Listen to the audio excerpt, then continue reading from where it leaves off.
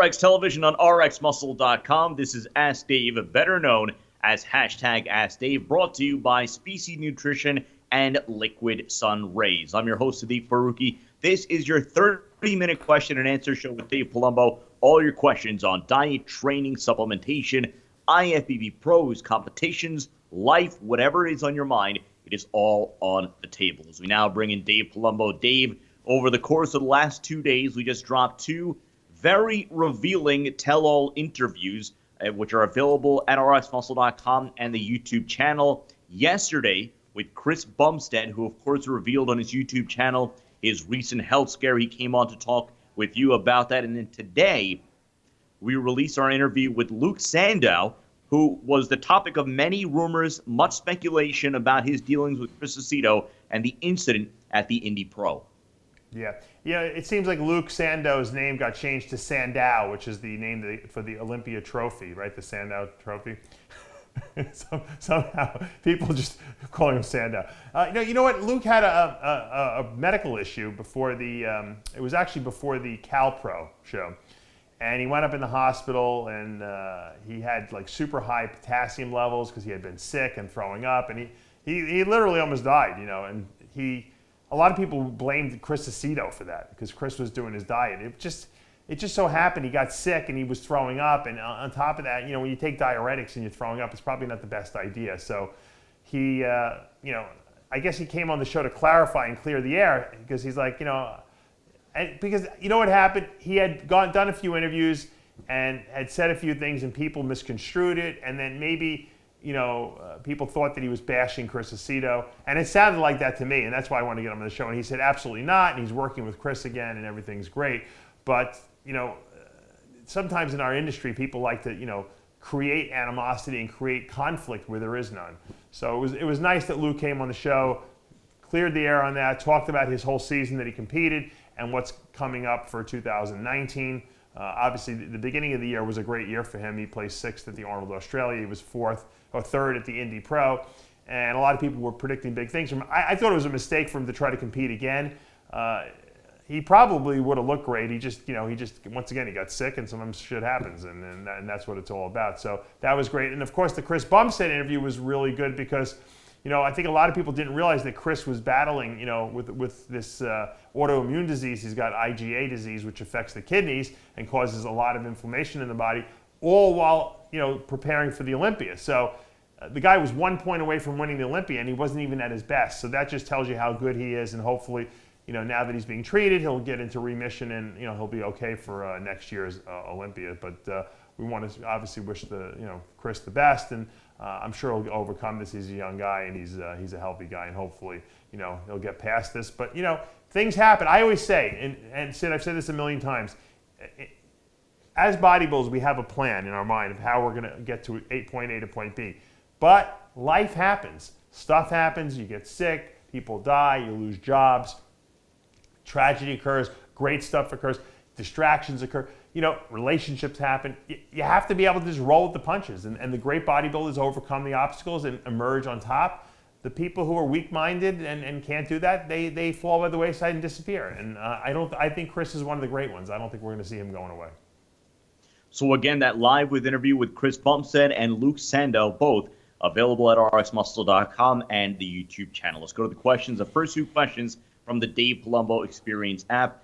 Dave, if you decided to put some weight back on, aside from food and supplementation, what anabolics would you personally use if you wanted a small bump, and at what dose? If I was going to do, I'm on nothing right now. I'm not even on HRT. If I was going to go on anything, I would go on an HRT dose of 100 to 200 milligrams of testosterone a week. And I know if I increased my food intake, I would put on size. I've seen it happen before in some of the rehabs I did about 5 years ago when I was getting my knee operated on, and I went on, I think it was on 100 milligrams of test, and I added 100 milligrams of DECA or something like that for like 8 weeks, and I put like 20 pounds of muscle on. So I know I can gain weight. I don't want to gain weight. I feel good at this weight, but that's what I would probably do. If I was really, if I was one of these guys that were like 50 years old, I got to compete again, I probably would, I'd probably do some EQ and some tests, and I'd probably put some good size on with that. But that's not what I'm looking to do now, at least. And But that if you're in that situation and that's what you want to do, you want to use long-acting esters that are clean, that are not toxic to the body. To me, EQ and test is the best way to go. There's very few people report any side effects with test and EQ. You start getting into trenbolone and you start feeling terrible because your anxiety levels go up and it makes you aggressive. DECA, some people have problems with because of obviously high prolactin levels, and that affects their sex drive and ability to get an erection. Obviously the orals are liver toxic and they kind of kill your appetite. So EQ and test are both long-acting esters that seem to have very few side effects, and that seems to be the best way to go. Second question, again from the Dave Palumbo Experience app. What's the biggest mistake you see people make that hold them back from making progress year over year? They're not consistent. They lack consistency. They go really strong and hard for a month or a couple months, and then they lose interest, or they lack motivation. They get depressed. You would think that the off season would be the most productive time for someone because they can eat. They don't have any stress of the diet or the contest diet. It's a little cheaper in the off season because you're not using as many drugs and stuff like that. But guys, for some reason, I find that a lot of my clients just can't stay focused in the off season. They get distracted by life and relationships, and they get depressed when it gets to winter, and you can't do that. The off season should be the most important time of the year. You shouldn't be only focused during contest time when you're getting in shape. So the biggest mistake people make is lack of consistency. Let's go to D West the Best on our Instagram page. Again, if you're not following us on Instagram, it is official_RX Muscle. Any tips or tricks to get rid of loose skin when losing a lot of weight without surgery? I'm fairly young, 26 years old, lost around 200 pounds from my heaviest, been around 200, 220 for about 2 years, and still have the loose skin. It's a very hard question. I've seen maybe 1 or 2 cases in my time where I worked with very heavy people who lost a lot of weight, and somehow, I don't know how it happened, the skin retracted. It looked terrible at first, and then it's like their skin just was remodeled. Very rarely does that happen. Most of the time when that skin gets stretched out like that and it starts hanging, when you lose that weight, it just lays there. And the only way to really get rid of that is surgery, unfortunately. You're a young guy, but if you've been overweight for a long period of time and you overstretched your skin and kind of ruined the collagen in there, there's not much that you can really do, unfortunately, except get, like I said, a skin tuck, or whatever, the tummy tuck they call it, surgery. That's the best I can really offer. You could try the creams and the preparation H's, which shrink the skin a little bit, but by and far, give it obviously a couple of years. Keep that weight off. Don't gain the weight back. See if the skin retracts because of your age. You might get lucky, but there's no guarantee. And like I said, in my experience, most people who have that overstretched skin, it never returns. It's either Oja or Oyalaninko. Your thoughts on dihydroboldenone, supposedly one of the strongest anabolics ever created? I've never personally used it. So it's hard for me to give you my own personal impression of how it works. The thing that I always look for is how many people have raved about it, and I don't hear millions of people telling me it's the greatest thing since Swiss cheese. So I have to believe that maybe it's an overhyped product. Maybe someone out there has got it now and they're trying to sell it, and make people use it. Once again, I have never used it myself, so I don't really know how it feels. I can give you anecdotal evidence on pretty much any other anabolic, but this is kind of like a designer anabolic that I haven't really seen. So it might be worse, it might be better. I don't know. So it's hard for me to say. But I will say this: usually when you hear someone come out and say, "Oh, this thing is the greatest, amazing, most potent thing that's ever been created," and you only hear it from a couple people saying that, it's usually not true. Hunter Pauly is asking a question that we've been getting quite a lot over the course of the week, so it's great that we have it on this platform. Your thought on Phil's comment of, quote, 2020. Apparently, some people think that he's sending mixed signals that he might be skipping next year to compete in 2020. Your thoughts? Well, I think we'll be able to answer that question better next week. Hint, hint. But, I just don't see Phil skipping the year. I don't think his ego could handle it. I know that he's upset that he lost that Olympia. He's pissed. He's really pissed, and he wants that title back. And I think it's a mistake if he takes a whole year off, because I think that he's going to lose momentum. People want to see the rematch. I don't think that Rhoden, won by a mile. I think Phil has an abdominal, distension issue that can be taken care of. Matter of fact, if you guys watch this week, we'll have our Guru Talk special on how to reduce waist size and why people get the bubble guts to begin with. It was with Milo Sarshev and Dr. George Touliatos. I think you guys are going to find it very interesting. And I think that Phil wants to get back on that stage and win that title back. And hey, let's face it, man. How many years has he got left? He's not 20 anymore. This guy, first prize is $400,000. Phil wants that money. I don't blame him. He's got to strike while his physique is still ready and hot, and it's, he doesn't have torn muscles. He doesn't have any deficits anyplace else. He's just got to fix the midsection problem, which I think can be fixed in 1 year. I don't see Phil Heath sitting out this Olympia.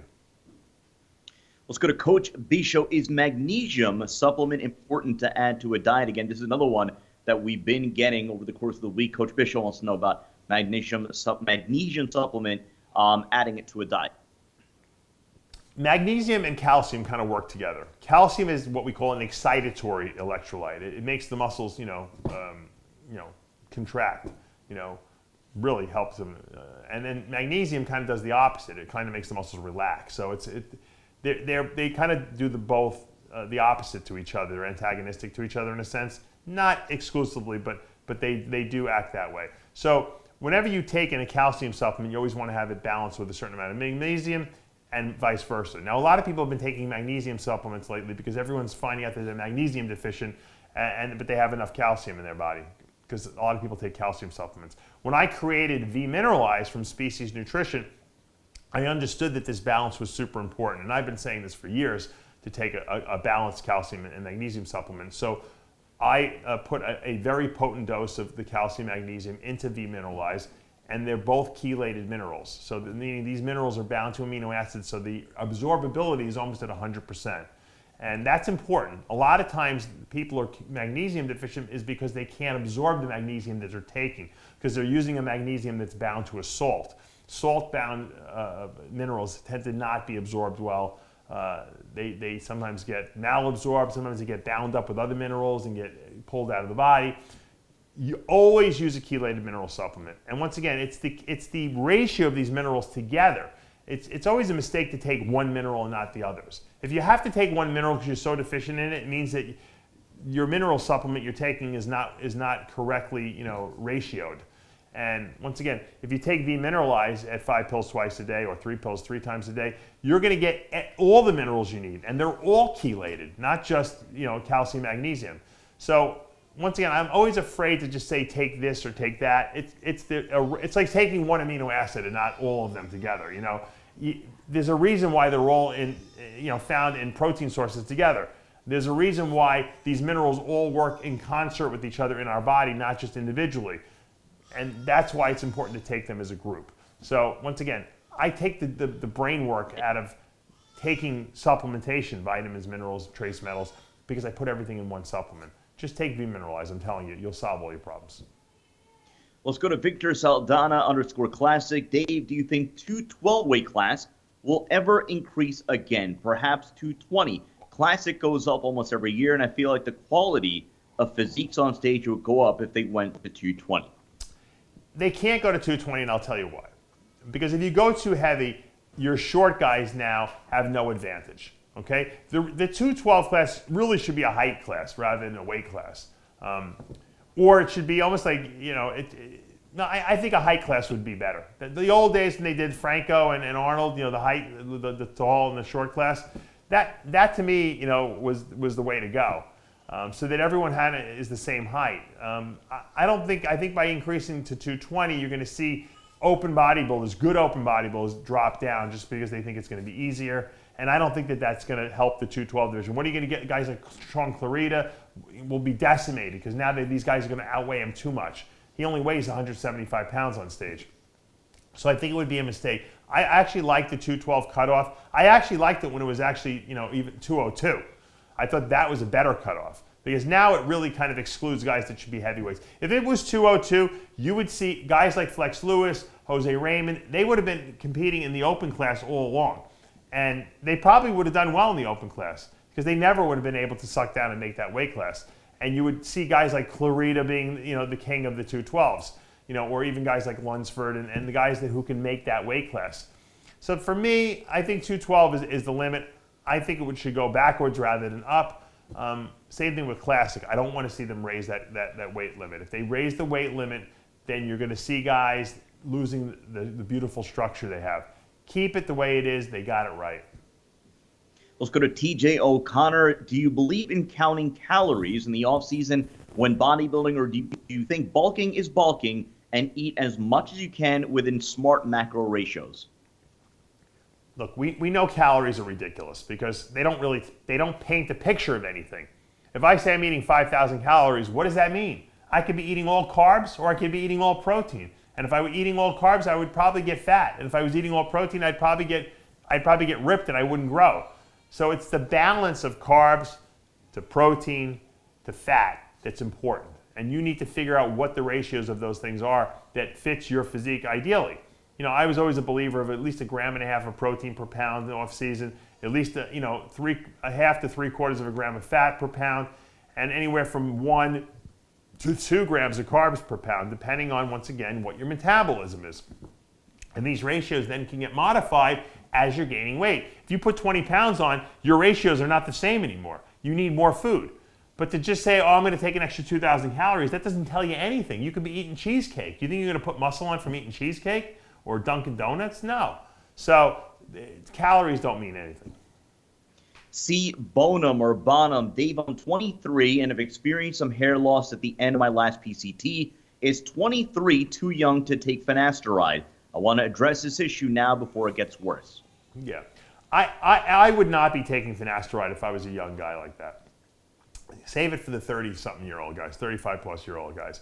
I would first test out the waters. If I'm noticing a lot of acne, some hair loss, maybe even some prostate irritation, that's certainly signs of high DHT. You can go for blood work and test your DHT too. And if it is a little high, my first line of defense would be more natural product. Now I make a product from Species Nutrition called Testolize that has natural DHT reducers or blunters in there. It's not going to eliminate DHT because you don't want to get rid of DHT totally. You just want to lower it down a little bit so that it's not in the high range.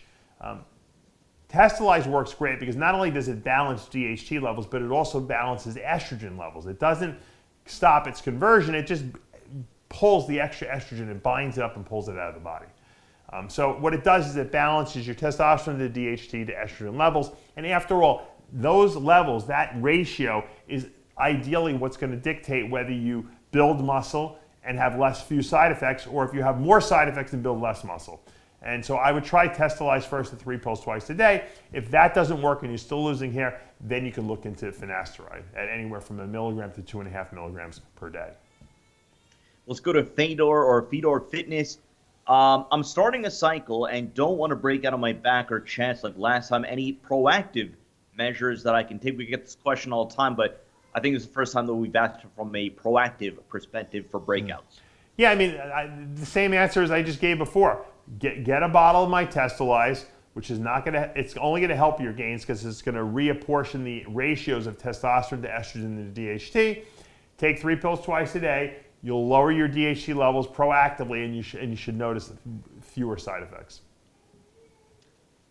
Good one here from Barbarian B23. Who out of the current crop of bodybuilders do you next see having a winning streak in the Olympia, like Phil, Ronnie, etc.? I think that Rhoden can win a couple of them. I don't think he's going to go too much longer, only because of his age. I think that the next big guy, in that division is obviously Rami, if he has the mindset to become the champion we all been waiting for. There's no one else that I see on the horizon who could win, 5 or 6 or 7 Olympias the way they are now. Because most of the guys are older. Even if Kai Green came back, what could he win? 2 Olympias, maybe, before his body just gives out on him. So Rami's young enough. If he can get his act together, find the right coach, and listen to him, he could certainly, once he wins the Olympia once and figures out his body, no one's going to beat him because no one's bigger than him. All he's got to do is come in shape. So if he's able to accomplish that and bring what we know he's capable of, he can certainly win a string of Olympias. Let's go to Flex JC81. So I'm going to ask this question, but we had another question, Dave, about somebody wants to aspiring to get their pro card, but their stage is starting at a later age. They're 38, so they want to know what advice you would have to give to an aspiring bodybuilder looking to get their pro card, but starting at a later age. But then Flex JC's question is about why is it so hard for a bodybuilder over the age of 60 to gain mass naturally? Well, at 60, you just don't have a lot of, your hormone levels are really not that optimal. They're decreasing, they're not increasing. So it's going to be hard right off the bat to put muscle on. And then at 60, a lot of guys have restrictions in the gyms. They're injured in certain areas. Their bone strength and their tendon strength is not that strong. You do lose strength as you get older. So especially if you're not taking any kind of anabolic steroids. So that right off the bat will tell you that. Now the first question was about, what was it about again? About aspiring bodybuilders starting later in life, say late 30s, early 40s. Now, I've interviewed a lot of guys at Masters Nationals who've turned pro, and almost all of them are guys that started later in life. And the reason why they were great later in life, or better later in life than some of the younger guys, because of some of the guys that have been competing their whole life, is because they have no injuries. If you have no injuries and you're 35 years old, 36, 37 years old, and you start weight training with heavy weights with good form and eating enough food, you're going to grow. Because your body's fresh, your receptors are good. If you throw in some anabolic steroids on top of that, you're going to grow a lot. And that's just the way it is. That's the advantage of having fresh muscle and no injuries. Let's go to the Aaron Ramos, currently on a 10-week slow bulk and have noticed slight nipple sensitivity from time to time. Is my body aromatizing too much, slight weight gain, or diet? What can I do about this? I'm not understanding the question. If they're they're experiencing slight nipple sensitivity. They want to know what's behind it and what they could do about it. Well, your testosterone's going. Just the act of actually working out will raise testosterone. So you want to really try to eliminate some of that estrogen in the body. You can use a prescription drug like Arimidex at 0.5 milligram, every other day or every day. If you don't want to do that, once again, you could try. I feel like I'm plugging Testalize. I don't know why a lot of Testalize questions. You can use Testalize at 3 pills twice a day. That will eliminate. It won't prevent the conversion of testosterone to estrogen, but it will pull extra estrogen out of the body. Dougie Hunter, how much is too much whey per day when bulking up? I was eating an exorbitant amount of whey protein when I was dieting. I mean, crazy amounts. Probably, like a couple hundred grams of worth of protein per day just coming from whey, because it was just it's easy to pour down your throat. If I wanted to go out to eat pizza with the guys, I'd have 50 grams of whey isolate before I left, and then I would go have pizza, because I'm like, well, at least I got my protein in, right? And that's how you have to always think. If you're going to go out and enjoy yourself, be ready to have that shake either first thing when you get home or right before you leave. Matt, the Velvet Dave, is there anything in the last few weeks of a contest prep if I'm on a keto diet or just the same food? So he wants to know, last few weeks of contest prep, keto versus non-keto, specifically the food, or do I need to carb up? Yeah, I would definitely carb up if you're doing any kind of dieting, whether it's conventional diet or a ketogenic diet. You definitely want to put carbs back in the last 2 days to fill those glycogen stores in the muscles out. Because when the muscles are filled up with glycogen, they swell and they look nice and round, and they have a dense appearance.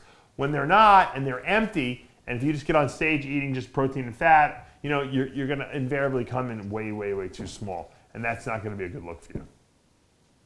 CT, the gym freak, what's the best way to stimulate healthy thyroid function when you have a seafood or fish allergy? Specifically, I'm allergic to iodine. Is he allergic to iodine or fish that contain iodine? I mean, if you're allergic to iodine, you can use some sea kelp. Once again, if you take V-Mineralize, I have sea kelp in there already. That's a source of whatchamacallit. That's a source of iodine for your thyroid gland to use to optimize thyroid output. That's what I would suggest. Again, you're watching Ask Dave on rsmuscle.com, brought to you by Species Nutrition and Liquid Sunrays. What we like to do on this show is give a shout out to the retailers carrying the Species Nutrition line of products. And today we want to give a special shout out to Muscle Inc. It's in Hawaii. They have 2 locations in Pearl Kai and Mililani. Not sure what islands those are on. I know there are a lot of islands in Hawaii, but Pearl Kai and Mililani, if you want to follow them on Instagram, follow them at Muscle Inc. _Hawaii. Dave, another hardcore bodybuilding shop respecting the science and beliefs behind the Species Nutrition products line. Yeah, you know, when I see a retailer that really gets behind my line and really pushes our products, it makes me excited inside because I'm like, you know what, these people get it. They're educating their customers. The customers love the education that they're getting and the information, and in turn, the customers supporting the brand. And that's what we want. I want 1,000. I want 2,000. I want 5,000 people like our friends here at Muscle Inc. promoting our products, because that's how the word gets out there, and that's how more and more people can use this product and benefit from it. Let's go again. You can follow them at Muscle Inc. _HI. Muhammad Jamal 37. Why do sugar substitutes like sucralose and sulfame potassium raise blood glucose levels quickly, even though they supposedly have a low glycemic index? I'm not sure if I got the question, Sid. No, he wants to know like sucralose, sugar substitutes. Why do they raise blood glucose levels quickly, even though they're supposedly low on the low glycemic index? I don't think that they really raise blood sugar very much at all. I think that they can sometimes trick the pancreas into releasing insulin, thinking that there is sugar coming in because they taste so good. When your taste buds get stimulated, the taste buds communicate with the brain very, very frequently, and they might be saying, "Hey, you know, there's plenty of sugar here." You know, I think that you're not going to get fat from them, but you might get low blood sugar from them, and that's the worst case scenario. So I want to kind of put a cap on this, Dave, because again, you answered this question last week, and that is, did the IFBB signal a new direction with Shawn Rhoden winning the Olympia? And to that, you said that the judges can only judge what's on the stage. But somebody else wants to know, Chris Angeletti, because this is another iteration of the question we've been getting a lot of. Did Shawn Rhoden show a, quote, 90s physique era this Olympia edition? He certainly had a classic-looking physique, if you want me to use that term. Small waist, good structure, nice lines, good poser. Those type of physiques usually don't win the Olympia. They usually win pro shows. They don't win the Olympia, but they do win the Olympia when the champion is off and the mass monsters are off. And Shawn pulled a classic 2008 Dexter Jackson. No one else there in shape. No other mass monsters. Dexter comes in, clean lines, great conditioning, and steals the show. And that's what Shawn Rhoden did. And you know what? He'll do it again next year if these guys come in again with the same conditioning. So if these guys want to beat him, they're going to have to step up to the plate. Last one from Gabe Swole. Is it better to have less saturated fats and more monounsaturated fats? The monounsaturates are what you want to have predominantly in your diet. Those are the heart healthy fats. Those are the fats that burn really well metabolically speaking. So you could either go macadamia nut oil. If you can get real extra virgin olive oil, that's great. Avocado oil fits into that same slot as far as health reasons go. But to me, mac oil is the best because it tastes like butter. You'd be crazy not to use mac oil. I don't know how many people have gone to our Species Nutrition website and tried our macadamia nut oil, but it's stupendous. South African soil produces the best macadamia nuts. They're the richest, and they have the best taste to them. So when they grind these things down and they make oil out of it, it's phenomenal. It's unfiltered, so it's got all the health benefits you can possibly want from an oil. One more, I promise. Again, we talk about this show and featuring questions about you personally, Dave. Tactical Genie says, Dave, you're always working. It's either RX Muscle, it's the Snakes, it's Species Nutrition. What do you do for fun? I hang out with my family now.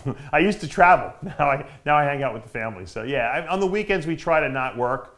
I work maybe at night, after the kids go to sleep. But on the weekends we try to just spend time with the kids, and we take them to the bagel store, and we go to the playground or whatever the store, whatever little thing we think up. And that's my fun nowadays. In the past, before I had kids, I would travel all over the world with RX Muscle, see all these different places, and we went to some really fun places. And I kind of got the travel out of my system, although once in a while it's nice to travel. It was nice going to Vegas. even though I hate the flight and stuff like that. It's a pain in the ass. But especially being in Florida, I have to now transfer through Atlanta from pretty much everywhere I fly to. But that's kind of what I do, and for me, my snakes are fun. So when I go clean snakes, people think, oh, that's work. Dave's got to clean the poops, snake poop. But I like it. It's like almost like Zen-like relaxation. I get into my whole little mindset of which ones I'm going to breed with which and what color patterns I'm going to make, and I take pictures of them, and I post them on my Instagram, my snake Instagram, and everything like that. So that to me is my fun. Away from bodybuilding. So when bodybuilding is annoying the crap out of me, or I have a problem with someone in the industry or whatever, I just go to the snakes, and that kind of takes my mind away from it. I used to read a book. There's no time to read anymore. Once my kids go to sleep at night, I'm up for 3-4 hours answering emails. So I always tell my clients, if you don't hear a response from me within 24 hours, always get back to me, because I don't go to bed at night without answering all my emails. That's just a fact. So if for some reason I didn't respond to you, it's probably slipped through the cracks. Email me or text me again, and I'll get back to you. So once again, what the worst thing you can have, people think, it's a terrible problem to not have any time. No, it's a great problem. The worst problem you can have is you have so much time you don't know what to do with yourself.